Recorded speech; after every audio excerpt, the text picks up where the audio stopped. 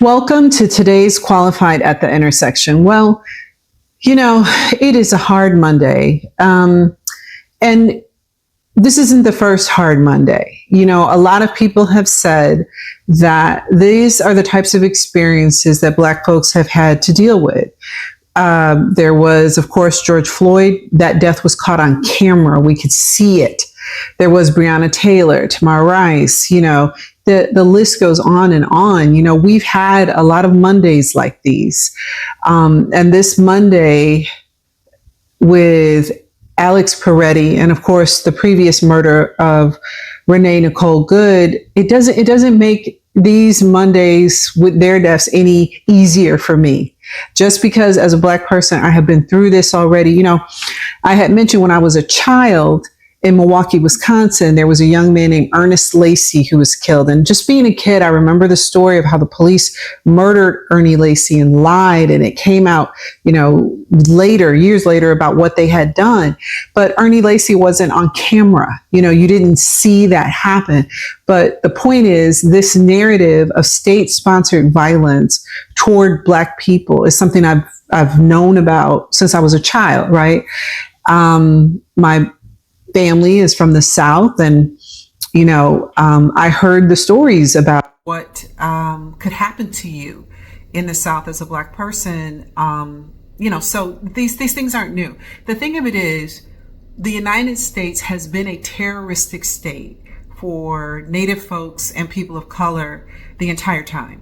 And at different times, other people were implicated, Japanese internment, that type of thing. And so what's interesting to me is how the Trump administration has let the genie out of the bottle for everybody. Usually white supremacy is smarter than this. It protects the innocence of white people while it does its dastardly deeds to everybody else. But these people are so homicidal, so crazy. They don't even have the good sense to do what white supremacy normally does, right? And white supremacy does harm white people. I've talked about this. But today I'm going to talk about how misogyny helped kill Alex Peretti, just like it did Renee Good.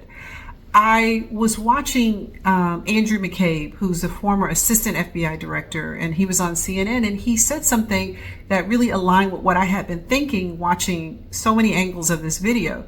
He said the officers seem to be the killers seem to be angry and seem to be exacting payback. And I thought about this with the killing of Renee Good. The man was angry with her and her wife for bucking up to them. How dare these bitches, talk to us.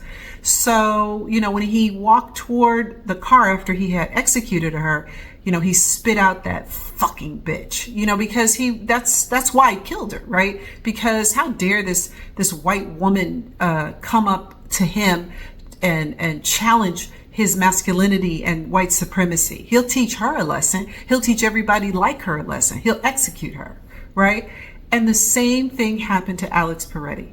You see, initially, the officers claim the killers. That's so funny. I'm still trying to talk about them as if they are human beings while they dehumanize the rest of us, right?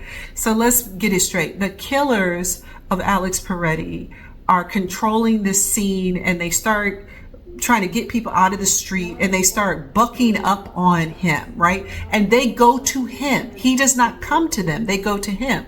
The only time he intervenes is when they start manhandling two women, throwing them to the ground violently. Misogyny feels so threatened by these women.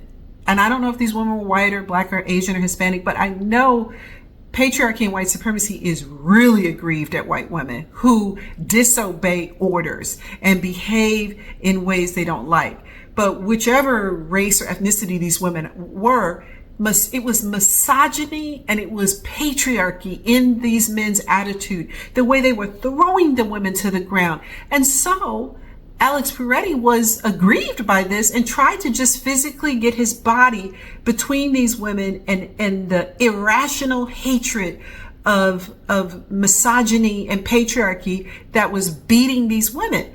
And in doing so, he defied the order of patriarchy and misogyny. Because just like white supremacy hurts white people in ways I've discussed in other newsletters, misogyny and patriarchy harm men, especially white men, but all men. It harms men because it narrows the aperture of what it means to be human for men. It says they cannot have emotions, they cannot have feelings. I did another newsletter about Steve in Stranger Things and how the character of Steve was the babysitter of the kids. He expressed his desire to nurture and have children. You know, this character of Steve in Stranger Things, you just don't see that. Well, that's the kind of thing that masculinity and, you know, patriarchy and misogyny make fun of. They make fun of red pill, blue pill, whatever garbage they're talking about. They make fun of that. And so it's like the bully. So the killers started to harass him for intervening. He did not approach them. He never went to them. They went to him. And the only time he intervened was when they started throwing those women around like rag dolls. And he moved with his body to try to shield the women. And as a result, they sprayed him in the face with this pepper spray stuff and beat him about the head with the can. Now, again, Andrew McCabe, former FBI guy, says no one in any academy is trained to take a can of pepper spray with 6 other people and beat somebody about the head. That is pure anger. That is retribution. That is the masculine, the performance of masculinity and the performance of testosterone. And I'm going to teach this little punk, you know, that kind of thing. I am going to be very interested if we ever get Alex Peretti's phone to hear what these MFers were saying to him. Because I bet you money they called him all kinds of names. And I bet you they called him gender-based derogatory names. They were in such a testosterone, masculine fueled frenzy. They attacked him like animals, right? And they didn't want anybody to say anything about it. They were the judge, jury, and executioner. That's who they were. That is their role. That's their right as men to punish other men who get in their way. And, you know, then we have an administration that believes in this hypermasculinity, right? Pete Hegseth, they're talking about getting the military prepared to confront the enemy within, that they're going to use the military on the streets. They had that big meeting where Pete Hegseth strutted around like a cock of the walk, like an idiot. Colin Jost does a great job on Saturday Night Live. This is all this performance of performative masculinity and misogyny as a way of countering any softness and humanity and decency, like Alex Peretti showed, by trying to intervene with his body between the agents and these women and how these women were being abused. You know, that is the thing. And then in addition to killing him, they are trying to kill his memory and kill his character and kill his character. Assassinate his character. They've assassinated him, and now they want to assassinate his character. And then to tell us that the everything opposite of what we saw is true is not, it's not gaslighting, it's a setup. This is how the Holocaust happened. You know, a lot of people in Germany did not believe the Holocaust was happening because the German government said it wasn't. They said that they were just taking people to camps for the war effort, and they didn't see the ovens. They didn't see it, so they didn't believe it. This is a prep to do even worse things to us. And if we do not stop it now, I don't know how we get out of it. Yes, we as Black people have been telling you all in this country for 400 years, your friends, your mama, your daddy, your cousin, they're not who you think they are. They are monsters undercover. And I know that is a hard thing to say, but there are some people out here who you think are good people, who you think don't mean harm, who are monsters. These are the same type of people who would go to church down south on a Sunday and then Sunday evening put on their robes and torture, physically torture, cutting off body parts, torturing for hours Black people, men, women, and children, and then hanging them, and then taking pictures with them, and then cutting off things like toes as souvenirs. I'm sorry to be so graphic, but these are the same people. So if you don't realize, and I know this is hard for people, that people you love and you care for, a lot of these people are monsters, okay? And they are part of a death cult. They believe in all of this stuff. You cannot negotiate with a terrorist. You can't negotiate with terrorists. And some of these people are terrorists in their beliefs. It doesn't matter that there are 20 videos. You still have people saying he shouldn't have had a gun. Wait a minute. I thought the NRA supported guns. But I do have a little history lesson for you. The only time the NRA supported gun control was when? Anybody in the class? In the 1960s. When the Black Panthers started arming themselves, then the NRA was in favor of gun control. So see, the gun issue here is another crazy conversation, because you have Kyle Rittenhouse, who lived in Illinois, whose mother drove him to Wisconsin to shoot and kill two protesters and injure a third, who ran toward police with his hands on a semi-automatic weapon and wasn't killed. You have people at January 6th who had weapons, who were threatening. You hear the video. I've heard this video, man, should I shoot him? Should I shoot him? They have not been killed. Following the logic that the Trump administration is saying, there should have been nothing but body bags leaving January 6th. If you have to listen to police or the result is execution, there should have been a whole lot more people killed on January 6th by the Capitol Police. The Capitol Police used, in my opinion, more restraint than they should have for people who were trying to murder them, murder the vice president, and murder members of Congress. Those people could have guns. They all got a pardon.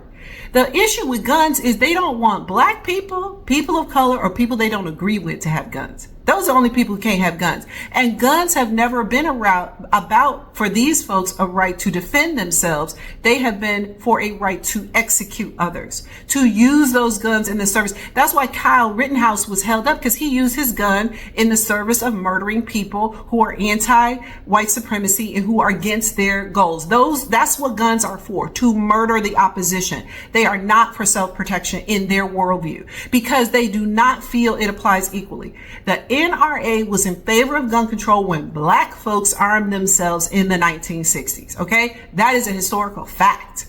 And the whole idea about felons and guns came about at that time to prevent, because Black men were more justice involved, ended up having felonies to prevent and limit their access to guns. Make no mistake, the Second Amendment right around guns was never made for Black and other people of color. It wasn't made for us. It was only made to defend themselves against us. That's the way they see it. That's what it's for. And so Alex Peretti had no right to have a gun because he wasn't on the right side. He wasn't on the right side of white supremacy. He wasn't on the right side of masculinity. And therefore he had no right to have that gun and had to be summarily executed in the street. And so misogyny and white supremacy harm white people. It is a danger to you. We know it's a danger to me, but it has always been a danger to you. And we are now at the point where we need to, turn this out. I mean, as far as a nationwide strike and withholding everything we can, because these people mean to execute more people. There was a national security expert, Juliette Kayyem, who said their modus operandi now is kill and slander. And without any correction, ICE now has a license to murder U.S. citizens. So you need to sit with that, and you need to look at some of these people in your family who you know in your circle, who you love, and you need to realize some of these people are monsters. They are the same kind of people who went out of that church after Sunday service and terrorized and murdered and brutally killed Black folks. And they're the same people who are justifying the execution, the public execution of an American citizen on the street. And another thing, Iranian folks, we can't help you. We cannot help you with democracy when we are being murdered here. We cannot help you with free democracy when we don't have one here. I said this before the election. The rest of the world looks to the United States. We can't help you if we are physically under attack. Okay, I wrote that, said that, and here we are. And I take no pleasure in being here. I do not want to be here. I did not want to be right. But here we are. And we are going to have to put on our big girl and big boy pants and figure out what is next. Because what's next has to be a show of economic force and a show that we are not going to go quietly.